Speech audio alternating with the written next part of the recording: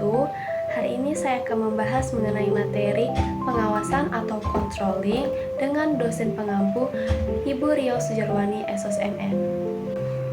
Nah, untuk sebelum masuk ke pembahasan, mari masuk ke biodata terlebih dahulu. Perkenalkan, nama saya Amanda Cahya Amalia dari Program Studi Administrasi Publik dengan NIM 25171001. Saya berasal dari Tanjung Uban. Hobi saya menonton podcast, baca buku, dan tidur.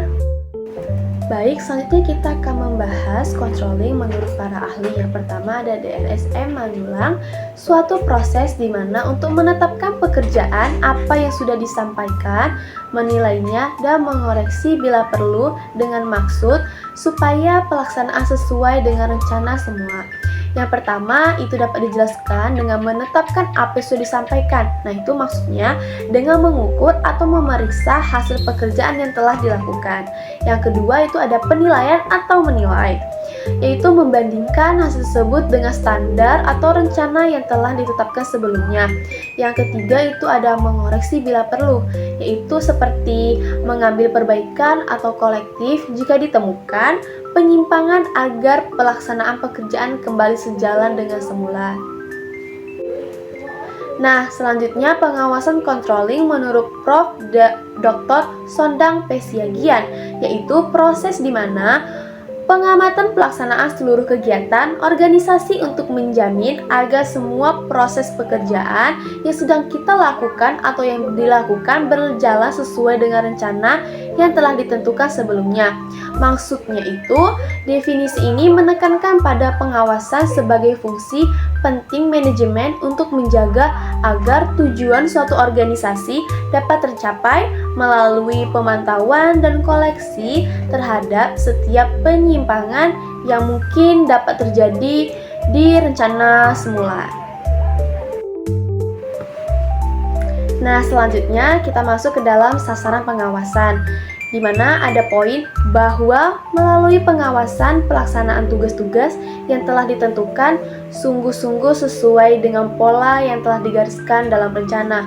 Maksudnya apa sih? Nah, untuk menjamin bahwa segala aktivitas yang dilakukan sudah benar-benar sesuai dengan standar, prosedur, ataupun rencana awal yang telah ditetapkan.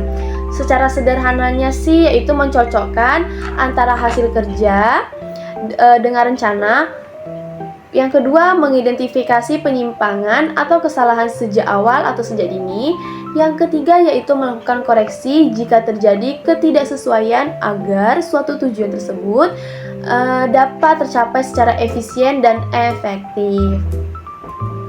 Selanjutnya itu ada bahwa sistem dan prosedur kerja tidak menyimpang dari garis-garis kebijakan yang telah tercermin dan dalam rencana.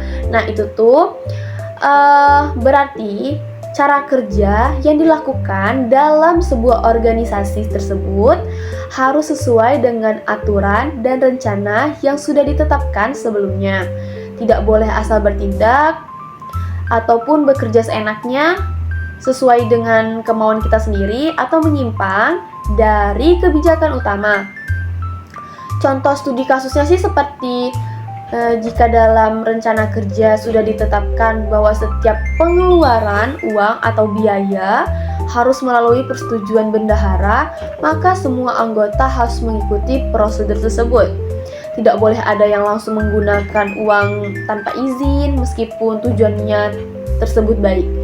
Hal ini sangat penting karena agar dapat terarahnya tertib dan bisa bertanggung jawab serta mencegah terjadi kesalahan atau penyelewengan dalam pekerjaan tersebut.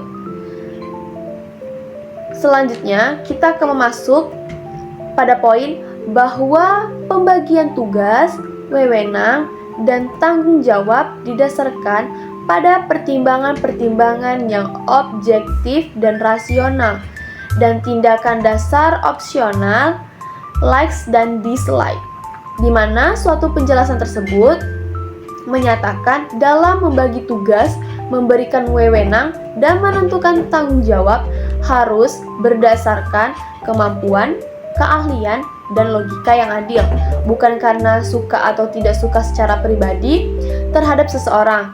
Nah, contoh studi kasusnya itu seperti jika ada 2 orang, di salah satu antaranya teman dekat atasan, tetapi yang satunya ini lebih ahli dalam bidang yang harus dibutuhkan, maka tugas harusnya diberikan pada orang yang lebih ahli, bukan kepada teman dekat karena kedekatan pribadi. Tujuannya sih agar pekerja bisa dilakukan secara efektif, adil, dan profesional, serta menghindari konflik atau ketidakpuasan dalam tim kerja. Selanjutnya ada poin bahwa tidak terdapat penyimpangan dan penyelewengan dalam penggunaan kekuasaan, kedudukan, terutama keuangan, di mana dalam suatu organisasi atau suatu lembaga sangat penting agar di mana kekuasaan, jabatan, dan keuangan dapat digunakan dengan jujur dan bertanggung jawab, bukan disalahgunakan untuk kepentingan pribadi atau kelompok tertentu. Artinya, tidak boleh ada korupsi, penyelewengan dana, ataupun penyalahgunaan wewenang.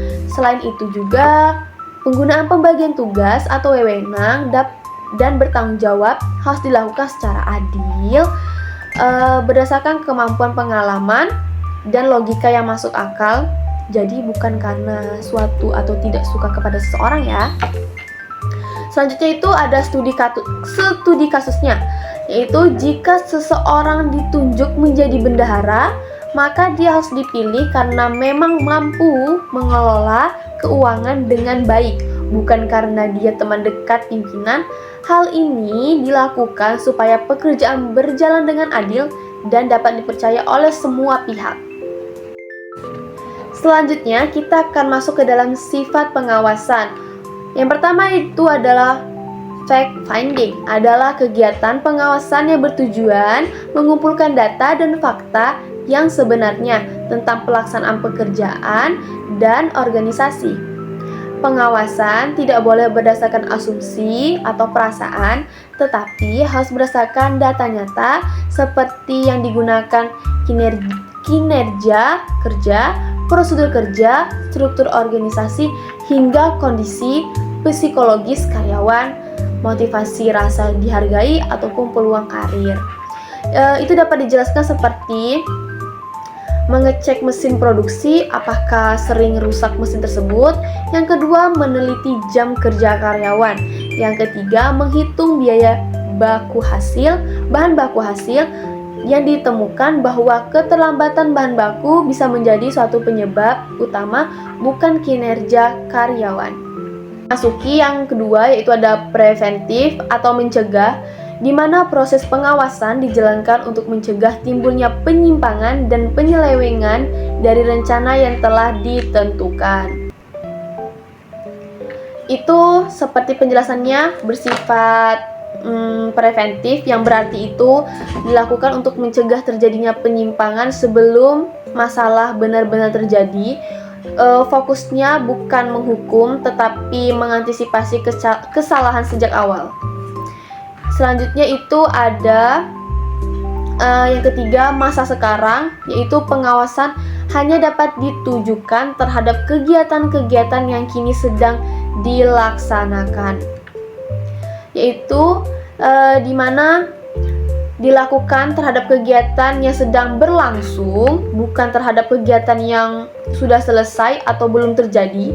Tetapi pengawasan ini harus bersifat real time agar dapat segera dilakukan perbaikan. Selanjutnya itu adanya sebagai alat atau pengawasan hanyalah sekedar alat untuk meningkatkan efisiensi, tidak boleh dipandang sebagai tujuan. Yang dimaksud yaitu pengawasan hanyalah alat bantu manajemen, bukan tujuan akhir. Tujuan utama ialah organisasi tetap pada pencapaian target, sedangkan pengawasan digunakan untuk mendukung efisiensi dan aktivitas kerja. Baik, selanjutnya ada teknik pengawasan.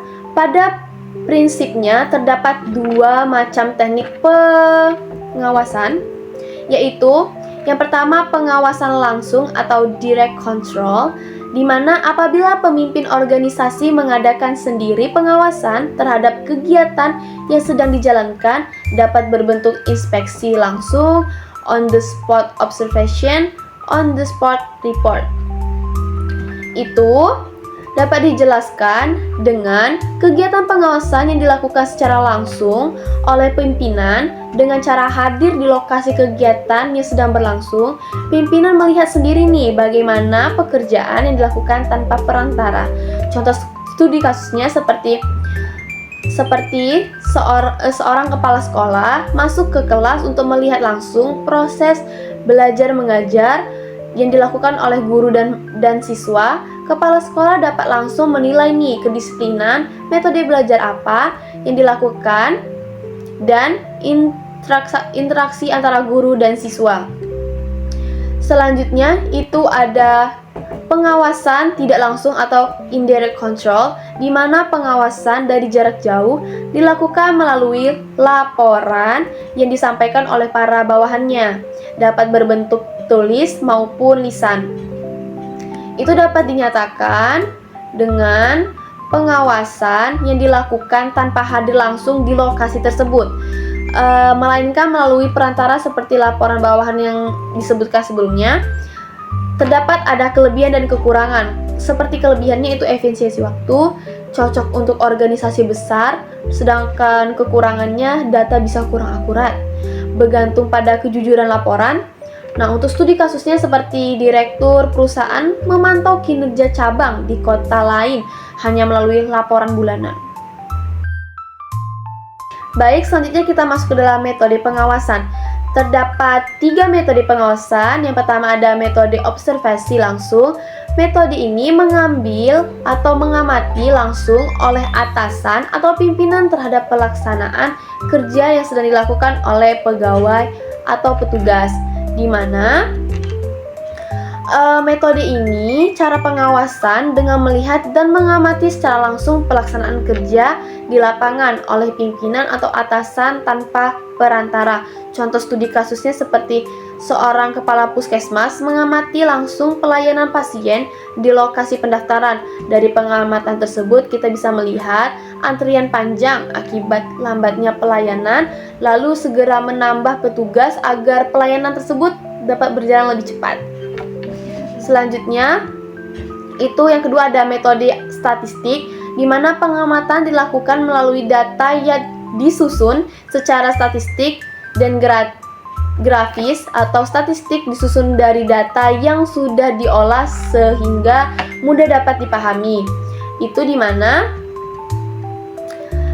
metode statistik ini dilakukan dengan menganalisis data angka yang telah diolah dan disajikan dalam bentuk tabel, grafik ataupun diagram sehingga lebih mudah. Contoh studi kasusnya seperti manajer penjualan melihat grafik penjualan bulanan yang ditunjukkan penurunan penjualan selama 3 bulan berturut-turut. Dari statistik tersebut, manajer bisa mengevaluasi strategi pemasaran dan melakukan promosi baru. Selanjutnya itu ada metode laporan, di mana pengawasan dilakukan setelah diketahui kesalahan, kekeliruan, dan penyalahgunaan dari laporan yang telah diterima. Nah, itu tuh dapat dilakukan dengan menganalisis laporan kerja yang dapat disampaikan oleh bawahan untuk mengetahui adanya kesalahan atau keliruan untuk penyalahgunaan. Untuk contoh studi kasusnya seperti seorang bendahara sekolah menyerahkan laporan keuangan bulanan kepada kepala sekolah. Dari laporan tersebut nih dapat ditemukan keselisihan dana yang tidak sesuai, sehingga dilakukan pemeriksaan lebih lanjut untuk mencegah penyalahgunaan anggaran. Selanjutnya kita akan masuk ke dalam proses pengawasan. Ada beberapa dalam proses pengawasan terdiri atas beberapa tindakan, antara lainnya yang pertama menetapkan dasar atau standar pengawasan atau menentukan apa yang harus dikerjakan, yang hendak dicapai, diharapkan, dituju atau dicita-citakan. Itu berarti menentukan apa yang harus dikerjakan, yang berhak dicapai, diharapkan, dituju, dicita-citakan sebagai patokan atau target awal. Studi kasusnya seperti sebuah perusahaan manufaktur menetapkan standar produksi harian sebanyak 1000 unit produk berkualitas baik. Ini adalah dasar pengawasan mereka. Selanjutnya ada meneliti atau memeriksa dan menilai hasil yang dapat dicapai. Meneliti apa yang sedang dilakukan dan dikerjakan. Hal tersebut melibatkan pengumpulan data dan informasi mengenai hasil aktual dari pelaksanaan pekerjaan atau kegiatan yang sedang berlangsung. Studi kasusnya itu seperti menghitung jumlah unit produk yang benar-benar diproduksi dan memeriksa kualitas, menentukan bahwa 950 unit telah diproduksi dengan 10 unit cacat. Selanjutnya itu ada membandingkan hasil pelaksanaan dengan dasar standar yang telah ditetapkan, membandingkan hasil dengan apa yang telah diharapkan, dicita-citakan sebelumnya. Nah, itu tuh dengan tahapan evaluasi di mana hasil aktual dibandingkan dengan standar atau target yang telah ditetapkan sebelumnya untuk mengidentifikasi adanya kesenjangan atau penyimpangan tersebut. Contoh studi kasusnya itu seperti mandor membandingkan hasil produksi aktual 950 unit baik dengan standar 1000 unit baik dan mengidentifikasi kekurangan produksi sebanyak 50 unit. Selanjutnya itu, yang terakhir ada memperbaiki penyimpangan, kesalahan, dan kelemahan dengan tindakan koreksi atau menerima hasil atau menolak hasil yang telah dicapai melalui tindakan-tindakan yang telah dilakukan. Itu seperti tindakan perbaikan yang diambil untuk mengatasi kesenjangan atau masalah yang ditemukan selama perbandingan atau untuk menerima hasil jika sesuai standar. Nah, untuk studi kasusnya itu seperti mandor meninjau proses produksi, menentukan adanya hambatan salah satu mesin pada salah satu mesin dan memerintahkan perbaikan segera serta menyesuaikan jadwal kerja untuk mengejar target yang telah tertunda. Baik, untuk kesimpulan yang telah disampaikan dari slide-slide berikutnya, kesimpulannya adalah pengawasan atau controlling, di mana suatu proses dalam manajemen yang melibatkan penentuan standar, penilaian kinerja yang aktual terhadap standar tersebut, dan pengambilan tindakan korektif yang diperlukan untuk memastikan semua kegiatan yang berjalan sesuai dengan rencana telah ditetapkan dengan sebelumnya. Nah, sifat pengawasan mencakup penemuan fakta mengenai berbagai faktor seperti biaya, tenaga kerja, sistem kerja, psikologis yang bersifat mencegah terhadap ketidaksesuaian di masa kini. Sekian pembahasan dari saya. Mohon maaf jika ada salah kata atau bahasa yang kurang dimengerti. Mohon maaf. Sekian, saya pamit undur diri dan terima kasih.